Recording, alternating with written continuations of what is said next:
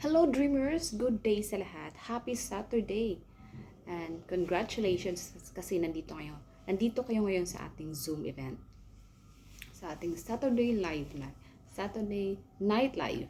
Ayun. So thank you so much host sa napakalupit na pag-intro mo. At so, ayan bago ang lahat. I'm Rizalyn Alaton from Dumaguete City, Negros Oriental. So, nandito ako ngayon sa bansang Kuwait for almost 6 years. Hindi ko ito patatagalin. As an OFW, bakit pa kailangan natin mag-grab ng opportunity? Di ba? Kahit sa sarili mo, matatanong mo kung bakit kailangan ko mag-grab ng opportunity? May sarili naman, may trabaho naman ako. May kinikita naman ako buwan-buwan. The question is, sapat na ba? Sapat na ba yung kinikita mo buwan-buwan? Sapat na ba yung sahod mo buwan-buwan? Tanong ko lang, ano ba ang mayroon sa'yo ngayon sa pagtatrabaho mo dito sa abroad? At ang tanong ko din is, ilang taon ka na ba dito sa abroad? May naipon ka na ba sa ilang taon mo? Sige nga,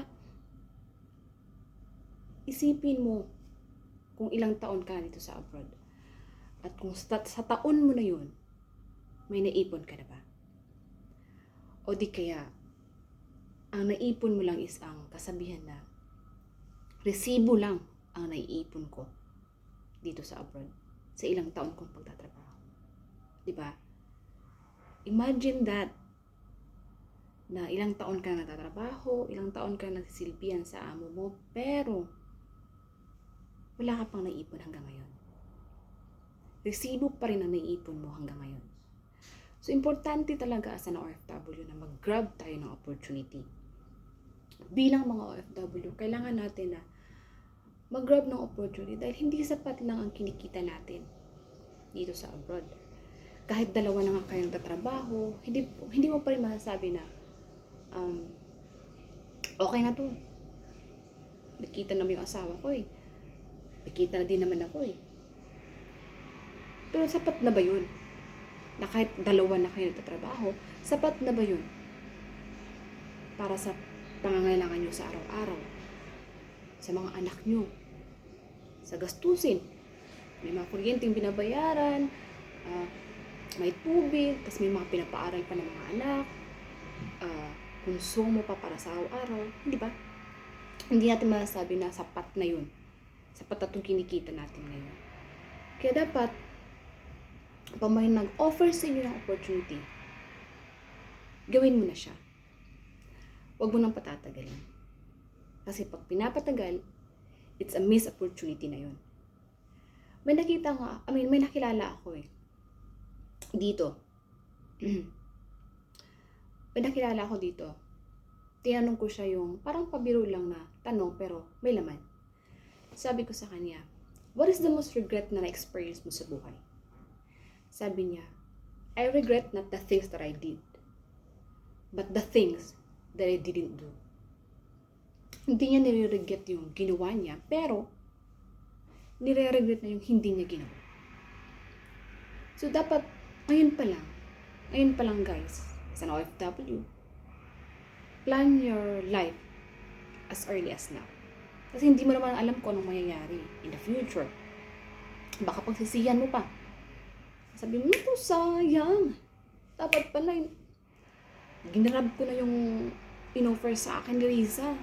Yung opportunity na sinabi niya sa akin. Pa-choosy pa kasi ako eh. Dami ko pang alibay. Dami ko pang rason. Tapos at the end, pumunta pala ako sa iba. Nascam tuloy ako. Di ba? May ganun eh. May ganung mga pangyayari na hindi mo inaasahan. May tao nang lumalapit sa'yo. Kilala mo na siya, inoferan ka ng ganito, pero hindi mo siya pinakinggan. Hindi ka naniwala sa kanya. Mas doon ka pa pumunta sa isang opportunity na mabilis lang daw yung kitaan. Pero hindi mo alam na scam na pala. Meron ganun eh, may mga ganung sitwasyon at naranasan ko yan. Pero hindi sa akin mismo naranasan ko.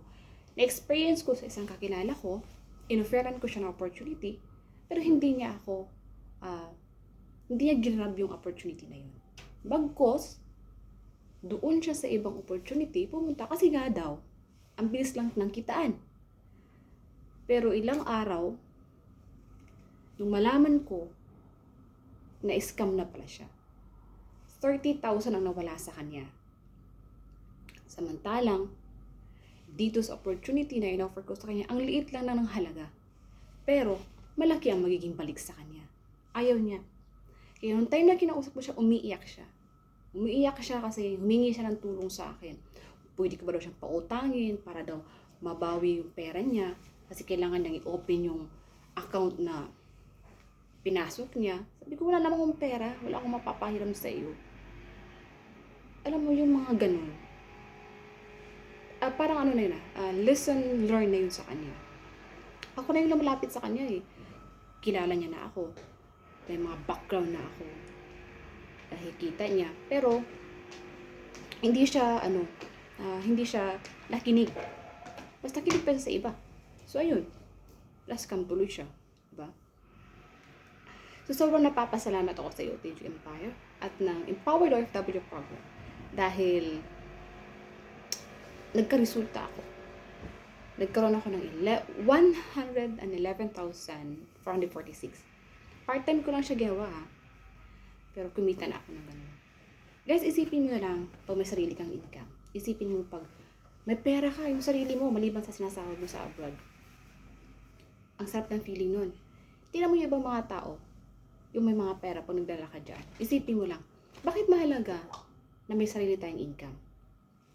Maliban sa sahod natin sa pag-abroad. It's for your own self din, di ba? Iba yung confident ng tao. Alam niyang kumikita siya ng pera.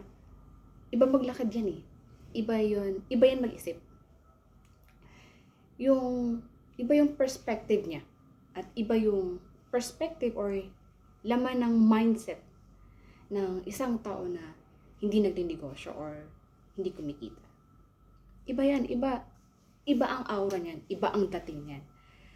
So, kailangan, huwag mo sayangan yung opportunity. Maging wais ka as an OFW. No? Kailangan isipin mo, kailangan ko na itong gawin. Kailangan ko na itong i-grab.